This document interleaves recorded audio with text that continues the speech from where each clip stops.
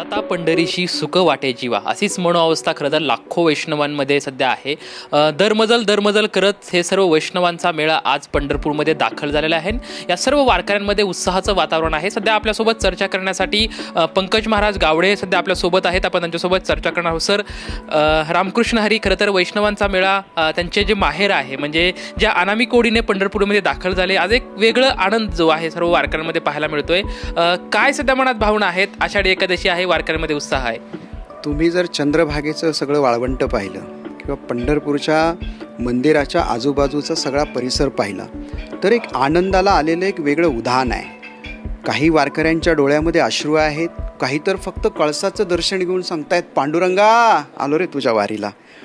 एक आजी देवाला म्हणत होती, बाहेरून जगले वाचले तर पुन्हा तुझी वारी करेल। म्हणजे एक असीम श्रद्धेने परमेश्वराच्या कृपेने आणि त्यांच्या घरामध्ये असलेली वारी पूर्ण केल्यानंतर प्रत्येक वारकऱ्याच्या मनामध्ये असलेला जो आनंद आहे हा अतिशय अलौकिक आहे। आणि अलौकिक आनंदाचा गाभा मला वाटतं आज या संपूर्ण वातावरणामध्ये एक वेगळी तरंग निर्माण करतोय। त्यामुळे सगळीकडे फक्त माऊली माऊली माऊली माऊली, पुंडलिक वरदार विठ्ठल जयघोष चालू आहे। संतांच्या पालख्या ज्यावेळी पंढरपूर क्षेत्रामध्ये येत होत्या त्यावेळी त्या पायघड्या, त्याला स्पर्श करण्यासाठी चाललेली धावपळ, हे सगळं अलौकिक आहे। मला वाटतं ब्रह्मांडातला सगळ्यात अंतःकरणातून देवाच्या दर्शनासाठी कुणीही न बोलवता अलोट गर्दीने फुललेला हा असणारा वारकरी संप्रदायाचा आचार धर्म आज आपल्याला दिसतोय। तर महाराष्ट्रामध्ये वारकरी आणि विठ्ठल हे महाराष्ट्राच्या भक्तीचं एक समीकरण आहे। ज्यावेळेस दरमजल करत वाखरी या ठिकाणी दाखल होते, त्या ठिकाणी रिंगण म्हणजे सोहळा रंगतो, त्या ठिकाणी मातीमध्ये खरं तर हे भक्त जे वैष्णव जे आहेत त्या अगदी रंगतात, एकमेकाला माती रावतात, म्हणजे एकीकडे मातीच्या रंगात रंगतात आणि विठ्ठलाच्या भक्तीसुद्धा रंगतात। तर याचं समीकरण काय सर? मुळात इतका सगळा टप्पा केल्यानंतर वाखरीमध्ये आल्यानंतर ज्यावेळी तुकाराम महाराजांना मंदिराचा कळस दिसला आणि तुकाराम महाराज अतिशय वेगाने पांडुरंगाच्या दिशेने आले। आता हे सगळे वारकरी त्यांचा श्रम करून इथपर्यंत वाखरीपर्यंत आलेले असतात आणि ज्ञानोबा तुकोबाच्या पालख्या एकत्र आलेल्या असतात। त्यामुळे आनंदाला एक वेगळी झळाळी असते।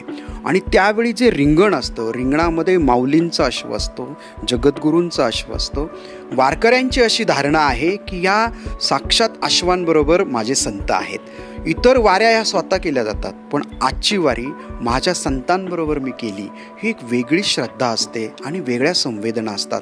ज्यावेळी त्या अश्वाच्या पायाखालची माती वारकरी घेण्यासाठी धडपड करतो त्यावेळी त्याची श्रद्धा असते की त्या मातीच्या कणाला माझ्या संतांचा परिस्पर्श आहे, तो माझ्या कपाळी लावावा, या मस्तकी धारण करावा आणि त्या संतांची कृपा माझ्यावर व्हावी आणि हे असणारं माझं जीवन आहे आणि माझ्या पुढचं जे जीवन आहे ते सुसह्य व्हावं, आनंदित व्हावं। त्या असीम श्रद्धेने झालेला हा सगळा मला वाटतं रिंगण वारकरी वाखरीचं जे आहे रिंगण हा एक वारकऱ्यांचा श्रमपरिहारही आहे, दुसऱ्या बाजूला आनंदाचं उधाणही आहे आणि तिसऱ्या बाजूला संत आणि देव याचं मिश्रणही आहे। तर आपण बघू शकतो की वारीच्या निमित्तानं, आषाढी एकादशीच्या निमित्तानं महाराष्ट्रातील कानाकोपऱ्यातून लाखो वारकरी ज्ञानोबा तुकोबाचा गजर करत करत पंढरपूरमध्ये दाखल होतात। म्हणजे कुणालाही या वारीचं आमंत्रण दिलं नाही, जात पात भेद सर्व विसरून वारकरी एकदम समविचाराने सहिष्णुतेचा धर्म पाळत या ठिकाणी दाखल होतात। पण महाराज, मला एक प्रश्न विचारायचा आहे की पंढरपूरच का आणि पंढरपुरामध्येच का सारे वारकरी जमा होतात? वा, अतिशय सुंदर प्रश्न आहे। जेव्हा नव्हते चराचर तेव्हा होते पंढरपूर। ज्ञानोबाराय तर म्हणतात, हे नव्हे आजी कालीचे युगा 28 मज निर्धारिता साचे, हा मृत्यू लोकूची नव्हे। आणि स्वतः देव सांगतायत, आषाढी कार्तिकी विसरू नका मज, सांगतसे गुज पांडुरंग। स्वतः पांडुरंग भक्ताची वाट पाहतोय। या संपूर्ण पृथ्वीवर असा एक देव आहे, तो स्वतः कृपाळू तातडी उतावीळ, वाट पाहे उभा भक्तांची आवडी। कृपाळू तातडी उतावीळ, तो वाट पाहणारा, भक्तांची वाट पाहणारा एकमेव देव आहे। आणि या देवाचं एक वैशिष्ट्य आहे, ते वैशिष्ट्य मला तुम्हाला सांगायला आवडेल। ब्रह्मांडामध्ये जितके काही विष्णूचे अवतार आहेत वेगवेगळ्या ठिकाणी, त्यातला हा पांडुरंग अवतार म्हणणार नाही मी, परंतु हा पांडुरंग आमचा जो देव आहे, हा आमचा विठोबा आहे। म्हणजे ज्याची आई जाते तो त्या देवामध्ये विठाई पाहतो, ज्याचा बाप गेलेला असतो त्या देवामध्ये आपला बाप विठोबा पाहतो. आणि हा पांडुरंग आम्हाला इतका प्रिय का आहे याचं शास्त्रीय जर वर्णन आपण करायचं ठरवलं तर क्षेत्रे धास्मीन महाविष्णू सर्वो देवोत्तमोत्तमः अस्ते योगेश्वरो ध्यापी सर्व शक्तिर्भिनवमी सदा. म्हणजे हा 9 शक्तींसहित तिथे असलेला देव. त्या पार्वतीने विचारलं महादेवाला, महादेवा तुम्ही कुणाचं स्मरण करता? तथा स्मरामी देवेशी विष्णू विश्वेश्वरेश्वरम, मी त्याचं स्मरण करतो. तो हा जो विठोबा आहे, हा आमचा पांडुरंग आहे, ही आमची विठाई आहे, हा आमचा विठ्ठल आहे. हा विठ्ठल गुणनिधी, विठ्ठल सर्वसिद्धी, लागली समाधी विठ्ठल नामे, अशी अवस्था का होते? कारण तो 9 शक्तींसहित तिथे आहे. मग विमला, उत्कर्षणी, ज्ञान, क्रिया, योगा, प्रवी, सत्या, ईशाना आणि अनुग्रह या 9 शक्तींसहित त्या ब्रह्मांडावर असणारा एकमेव देव आहे तो आमचा पांडुरंग आहे. आणि त्याच्या दर्शनासाठी माझे संत येत होते, आज आम्ही सगळे येतोय. खरं तर महाराज, आता तुमच्या नजरेतून वारी म्हणजे काय, किंवा आषाढी एकादशीचा सोहळा तुम्हाला काय वाटतं? मला असं वाटतं की अज्ञानाचा अंधकार दूर करणारा एक अवतार ज्ञानोबारायांच्या रूपाने मी पाहिला. प्रगट गुह्य बोले विश्व ब्रह्मची केले. आता हे ज्ञानोबारायांनी काय केलं? तू ते श्री मुरारी म्हणतले प्रगट करी, जे अभिप्राय गवारी झाकेले आम्ही. ईश्वराकडनं जे झाकलं गेलो ते ज्ञानोबांनी सगळं ज्ञान सर्वसामान्य माणसांच्यासाठी खुलं केलं. ज्ञानोबारायांच्या अगोदरही वारी होती. ज्ञानोबारायांच्या नंतर मग परंपरेने नाथबाबा, तुकोबाराय. पण ही जी वारी आहे, ही वारी पांडुरंगाची, ही पंढरपूरची वारी आज वेगवेगळ्या पद्धतीने साजरी केली जाते. म्हणजे मी कॉर्पोरेट सेक्टरमध्ये होतो. माझा जन्म कार्तिक एकादशीचा 8 महिन्याचा असताना आई मला इथे घेऊन आली होती. तेव्हापासून वारी. आज मी कॉर्पोरेट क्षेत्र सोडून इथे आनंद घेतोय.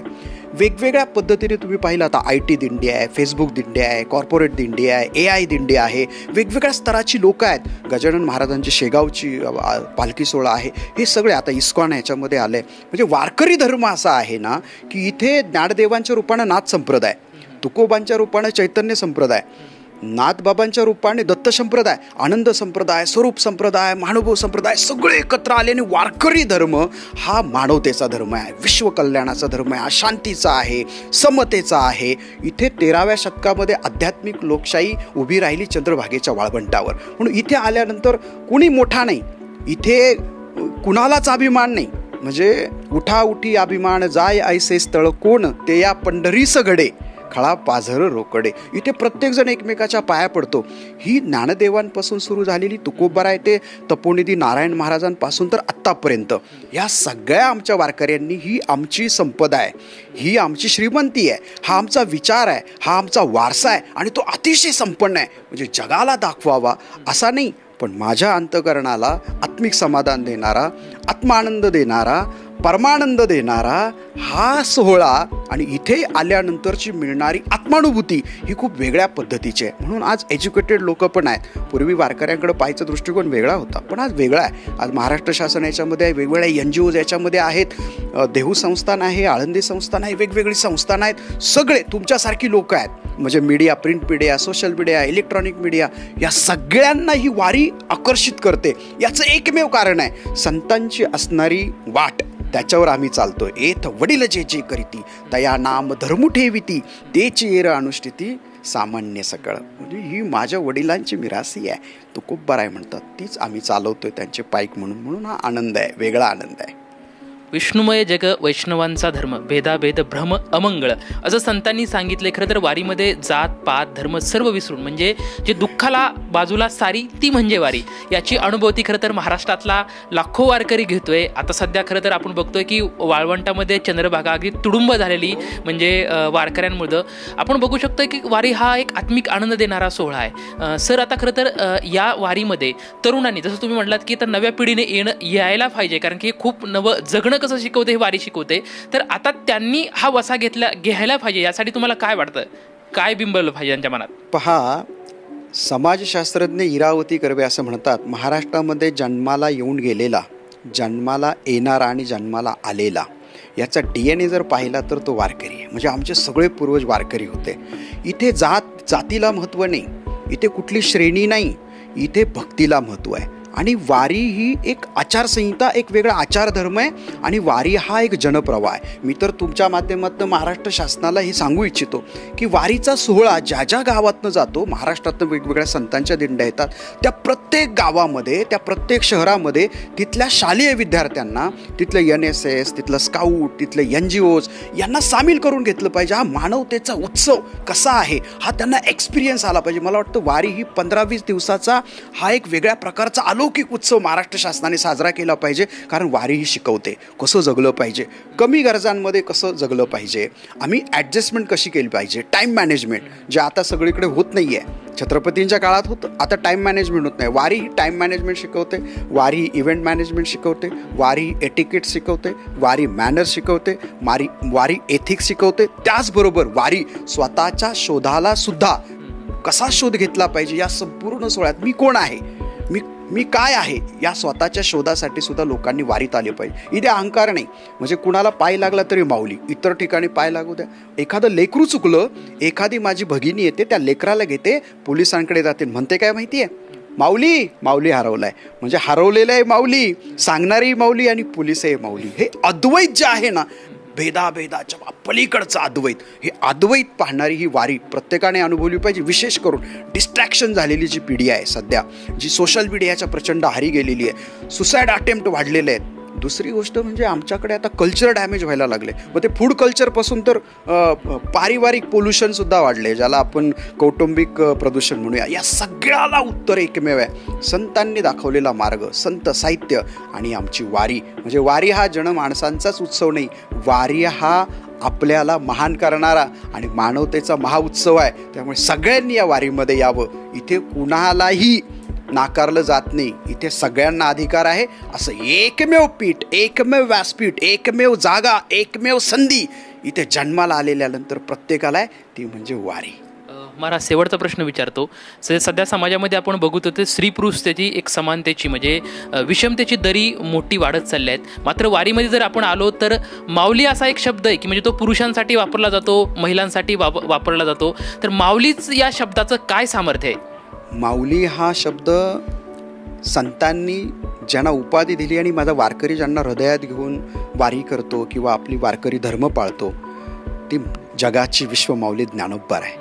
ज्ञानोबारायांचं पहा, ते विष्णूचे अवतार आहे असं म्हटलं जातं, पण हे की विष्णूचा अवतार आहे कृष्ण भगवान, जो काय करतो, शत्रूंचा संहार केला पाहिजे असं म्हणतो. परित्राणाय साधूना विनाशाय दुष्कृताम, मग ते तुम्हाला माहिती आहे. पण ज्ञानदेव काय, दुरितांचे तिमिर जाओ, खळांची व्यंकटी सांडव, ईश्वरनिष्ठांची मांदेआळीची भाषी करतात, जो जे वांछेल तो ते लाव असं म्हणतात. हे माऊलींचं हृदय.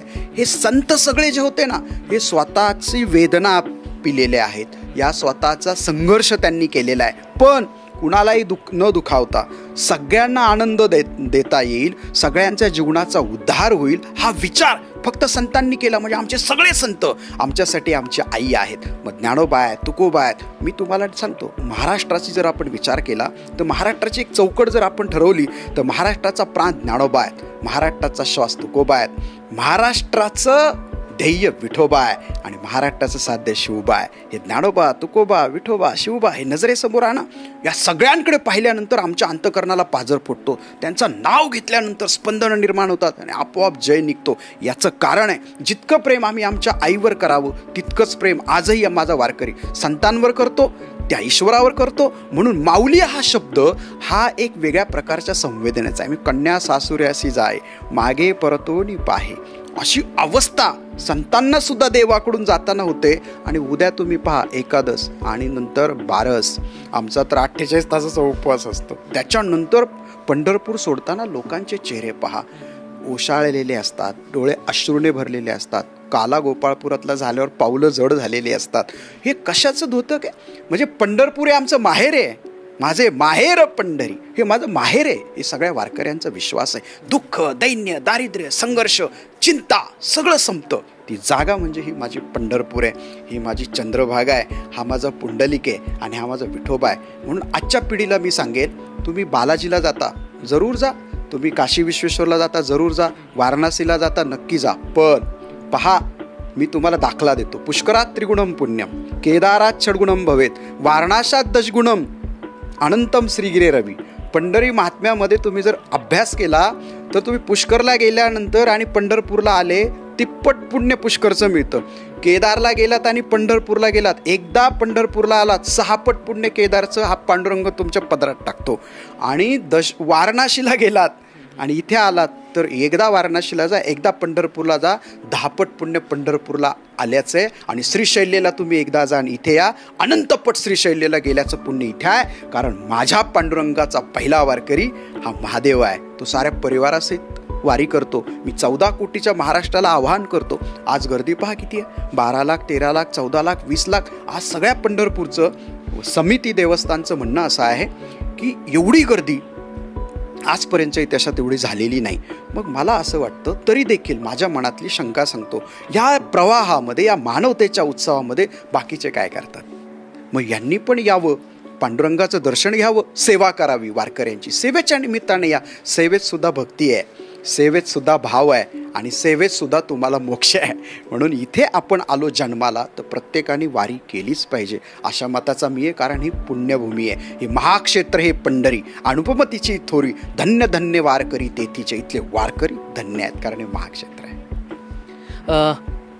वारकऱ्यांचे प्राण म्हणजे संत आहेत आणि वारीच्या वाटेवरती चालताना जगण्याचं सामर्थ्य भेटतं. कारण हा वारीचा सोहळा जो आहे तो एकदा तरी आयुष्यामध्ये त्याची अनुभूती घ्यावी अशी प्रतिक्रिया जी आहे ते गावडे महाराज आपल्याला देताना पाहायला मिळत आहे. कॅमेरामॅन सुशांत राऊत सोबत लक्ष्मण जाधव, TVNN मराठी, पंढरपूर.